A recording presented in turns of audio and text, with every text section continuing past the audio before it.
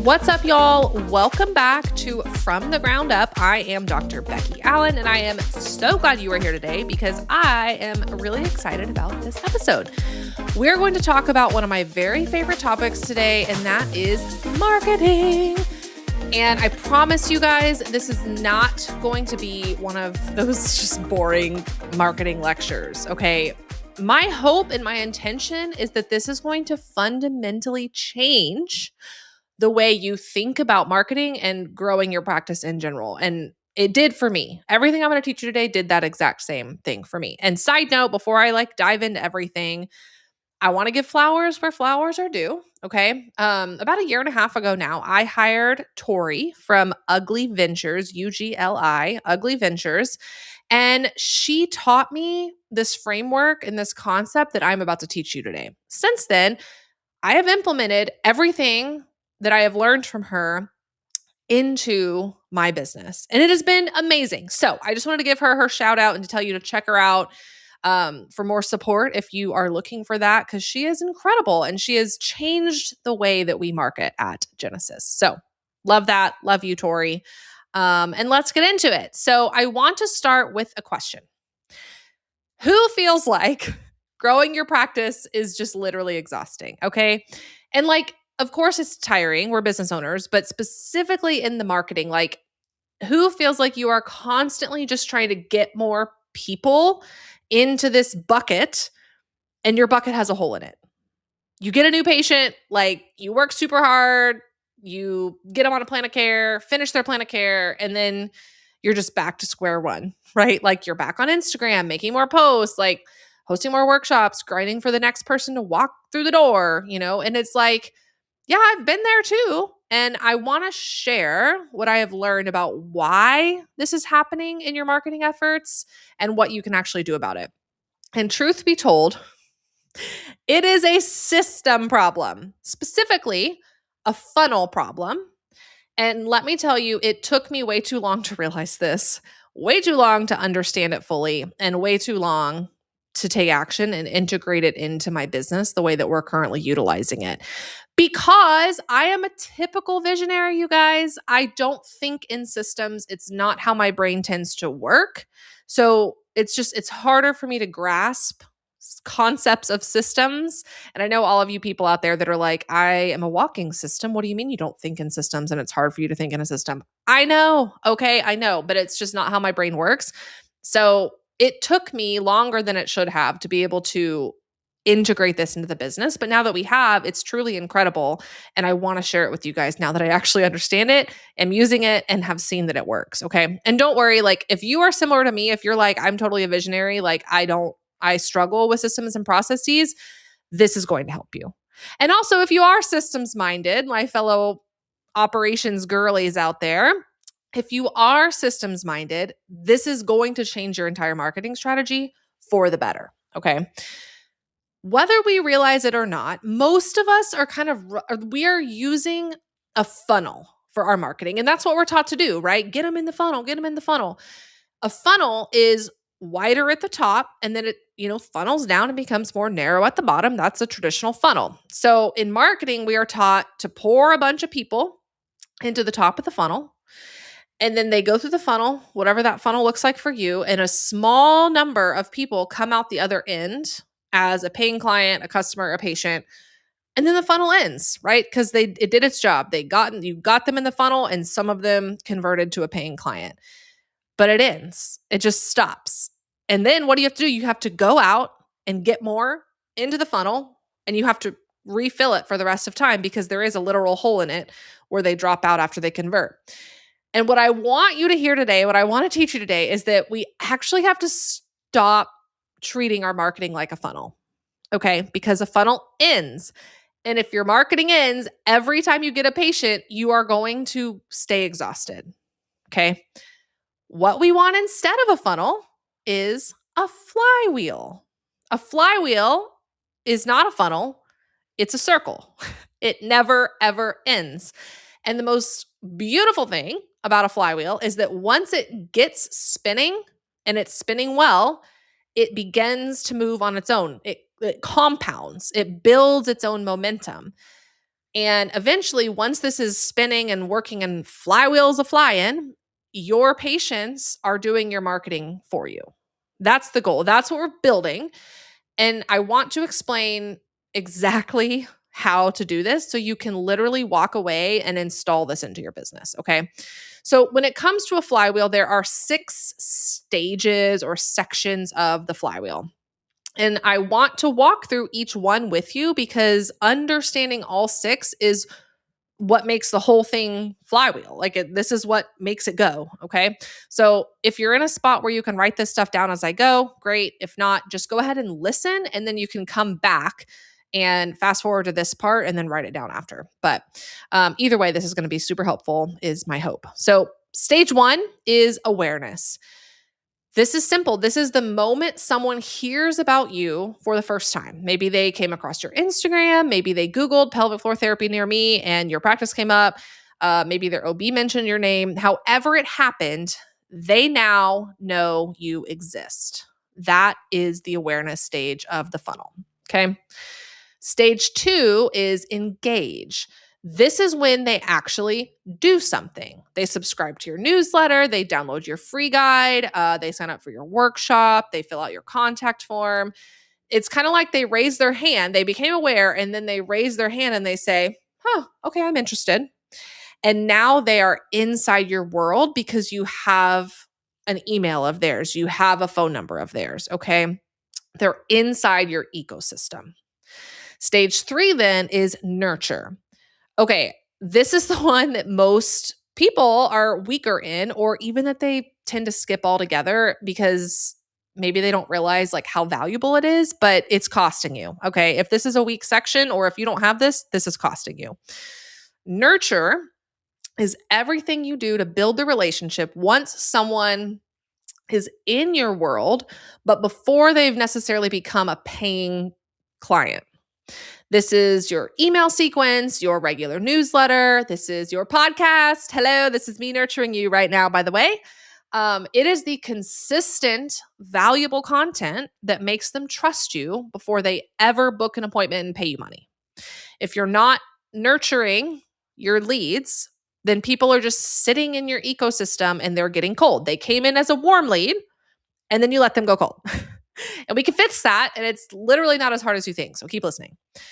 Stage 4 is invite. This is your call to action after you have nurtured them.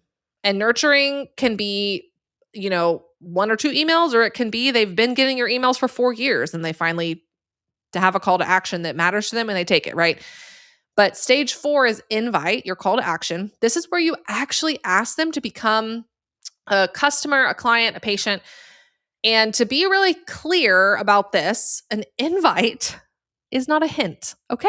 It is not, feel free to just reach out when you're interested, if you're ever interested. It is a clear, specific, confident ask. Book your pelvic floor evaluation today. Join this program. The doors are open. There are, 10 spots open. Here's the link. Those are stronger invites with a clear action step. And it's even better if there's a deadline or limited space, just opened 10 spots in our new program. We start Monday, sign up now. Okay. So that's invite. And what I've noticed is that a lot of us in healthcare, we feel weird about quote selling. And so we have weak invites. We do the whole oh yeah, I'm here when you need me, But patients with pelvic floor dysfunction, they need to know that you've got them. They need to know that you know the next step and you know what they need to do and that you're here to walk it with them and you're leading. And that's you saying, all right, come on, let's go. Let's book an appointment, So that's really, really important. And we need to be very clear and strong in our invite. Then we go to stage 5. Stage 5 is delight. This is where you do what you do best, y'all. This is the actual clinical work. This is your patient care. This is the outcomes you help them get. This is you treating the whole person, not just their symptoms. And I also want to say the delight phase or stage is not only about their outcomes. It is about their experience with you as a client. Did they feel heard? Did they understand what was happening and why? Did they trust the process, even if it was uncomfortable? The delight stage is outcomes plus their overall holistic experience.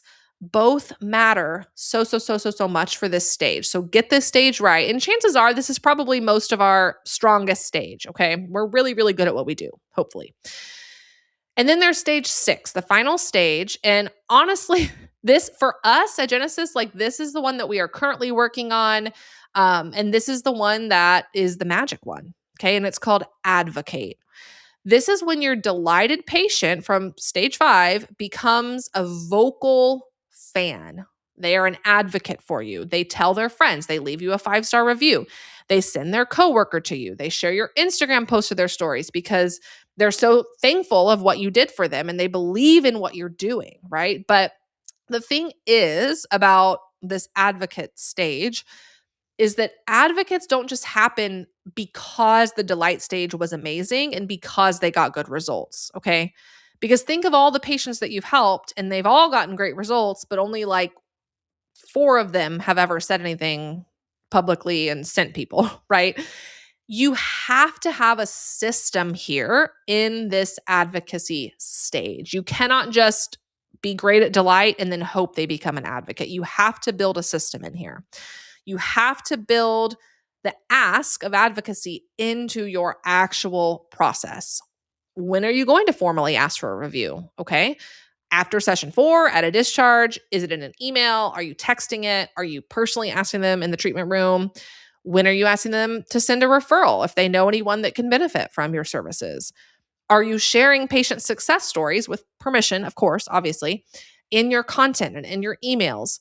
That is all part of advocacy, and it feeds directly back into, here we go, stage 1 of awareness.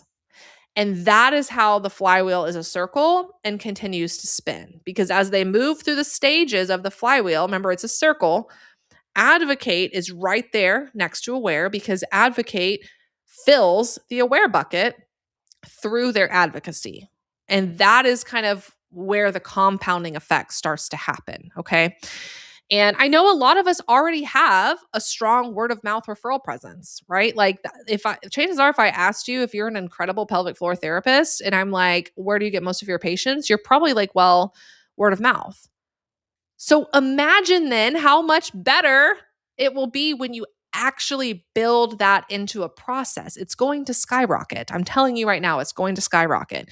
Instead of just delighting patients and giving them the best experience and outcomes and hoping that they tell people, and they will, some of them will, build it into a process and it's going to like 10x it. It's going to like 10x how many patients are coming through word of mouth, okay? So those are the 6 stages that go into a circle and they feed each other, compound on each other. But now I want to make it really practical for you because I don't want you just to understand the flywheel concept and then just go back to what you were doing, right? I want you to actually use this. I want you to install this into your business today. All right, today. Don't sleep on this. Do it today. So here's what I want you to do today.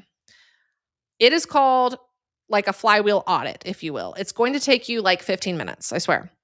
Step 1, write down these 6 stages that we just went through: awareness, engage, nurture, invite, delight, advocate. Just write them down. It could be in 6 columns, 6 sections on a piece of paper, literally whatever works for you. Step 2, under each one, brain dump everything that you are currently doing that falls into that stage. What are you actually doing to build awareness right now? What are you doing to nurture people who have entered your ecosystem?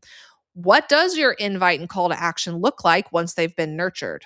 Okay, just dump it all out. Nothing is too small. Just put it all in each section. Step 3, look at it. Where is it full? Where is it empty or almost empty? Where do you have a ton of activity? Where do you have basically nothing? And then within those, which of those things do you know work really well and which ones are not working really well? Like maybe you're like, I have a nurture sequence, but like it's crap.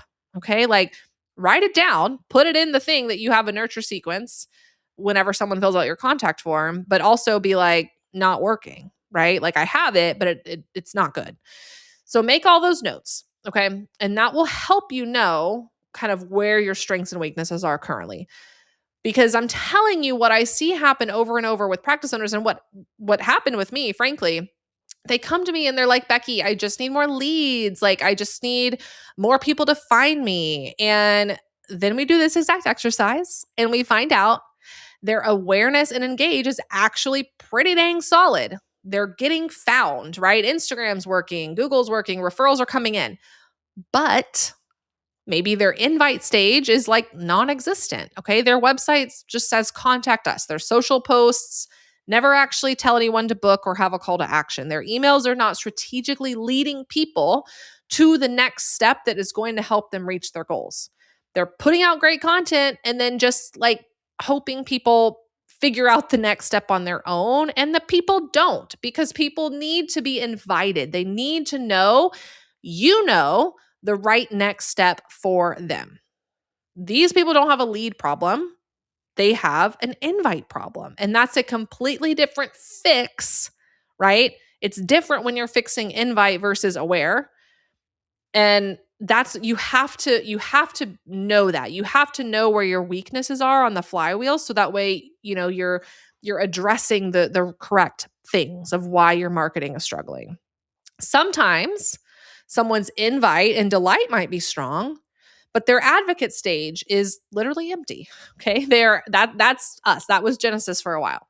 They're absolutely changing people's lives in that treatment room, but none of it is being shared anywhere or utilized through systems because nobody ever built a process to capture it. Okay. So the flywheel never gets the fuel it needs to close the circle and really keep spinning without you having to go out constantly and get more leads. Okay.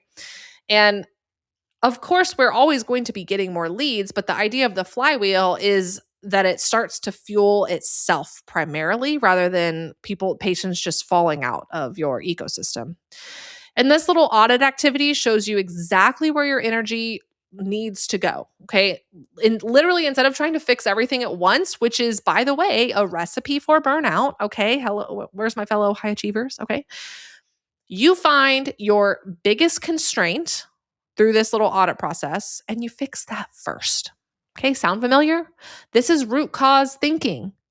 This is not just for the pelvic floor, y'all. It works in your business too. Do it. Okay. What do you actually do with this? So, like I said, number one, do the audit. Do it today. If you can't do it today, do it this week. Just do it. 15 minutes. Write down the 6 stages. Do the brain dump. What's working, what's not working. Don't overcomplicate it. Then, number 2, pick your weakest stage. Just one.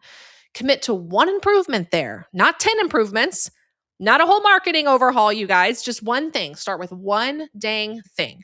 If your weakest link is invite, write one clear, specific call to action and put it somewhere this week. Put it on your website, put it in your next email, put it in your Instagram post, and don't, for the love of God, say, contact us anytime, like book when you're ready. Just make it a sentence. Book your pelvic floor evaluation today. Done. If your weakest link is advocate, right? Decide right now when and how you're going to be asking for reviews. Make it a scheduled part of your process in the visit, not an afterthought. Is it an email that goes out after their 4th session? Is it a personal ask at their discharge? Pick something, write it down as a process, and then do it with your next patient. And if you have a team, get them on board too. Make sure that they understand, hey, this is a new process we are implementing. It's not optional. This is what we do here now, right? And of course, give them a little more context than that. Explain the why behind it. Explain how it's going to help them, how it's going to help the company, how it's going to help everyone together, all that fluffy stuff. Okay. But get your team on board too. Another example, if your weakest link is nurture, send an email this week, y'all. That's it. Just send an email to your list, even if it's been a while or you're like, oh, it's going to be awkward. Literally, it doesn't matter. Just get perfection out of your head and start with one and then start to make it more consistent. Can we do one a week now? Just pick one thing and go for it. Small, consistent action on the right constraint will do more for your business than any big, fancy, complicated marketing strategy overhaul. I promise you that. I have lived it. You guys. Okay, let's recap all of this for you as we close this out. A funnel says we find a stranger, turn them into a patient, and then we start over. A flywheel says we find a stranger, we serve them so exceptionally well, and we have such a solid process around every step of the way that they turn around and bring the next patient in. And then it keeps going and it compounds on itself. And then you have to hire more therapists and maybe open 6 locations. Like, no, I'm just kidding. But I'm also not kidding. Been there. So you already have the most powerful marketing asset you will ever have, and that is your patient outcomes. That is the results that you are getting for your clients. This is the lives you are changing because people are walking through your doors, okay? The flywheel just gives you the system to let those outcomes actually do the work for you to bring more people in. Stop treating symptoms in your marketing. Start finding the root cause and treating it as a system. Literally, whether it's your pelvic floor or your marketing strategy, it's the same. That is how we change the game, you guys. So when you do this audit this week, and then when you find out where your weakest stage is, I want to hear about it. DM me on Instagram. Tell me which one you found. I genuinely want to know. I read my own DMs. I want to hear what you're finding. I love marketing. I love just brainstorming this stuff with you guys. So let me know what you find. And please, you guys, if this was helpful, I would love it if you would share this episode. Send it to, a fellow business owner who is stuck in the lead chasing hamster wheel of it all, right? Because truly we are better together. And this is how we can change the game. We have to help each other. So send this to someone that that this would be helpful. And you guys, subscribe if you haven't. Follow the show. Leave me a review for the love. If you're feeling generous, I would literally love that. And I will see you in the next episode. Have a great day and let's change the game, y'all.